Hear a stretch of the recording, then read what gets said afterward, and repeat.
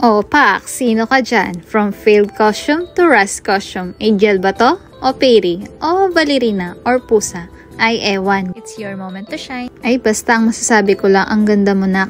Ginilingan mo for today's video. Last minute na na-rent na costume. Lagay ko sa comment section kung saan ko to na-rent. At yung ibang details, yours truly na po ang nag-provide. Ang sabi niya sa akin, okay lang na hindi manalo. Importante, happy siya at meron siya mga candies. Ayaw din niyang manalo kasi daw dadami yung candy niya. Dahil dadami pa lalo ang kanyang cavities. We have Zillian. Tada! Change mind na daw siya, okay na winner na siya. Imagine wala siya na-expect na manalo siya. At hindi niya gustong manalo. Pero look, nanalo siya. Ang galing, 'di ba? Parang ang plano ni God. Minsan yung mga bagay na hindi natin inaasahan, yun pala yung para sa atin.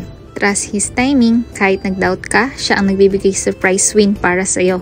Ganyan siya magtrabaho, biglang biyaya sa tamang panahon. Jeremiah 29:11 yarn. Salamat Lord sa blessing na mas maganda pa sa plano namin. Effort mo plus faith is called God's magic. Thank you Metro Clark Homes sa ganitong opportunity para sa anak ko. Yun lang. Bye!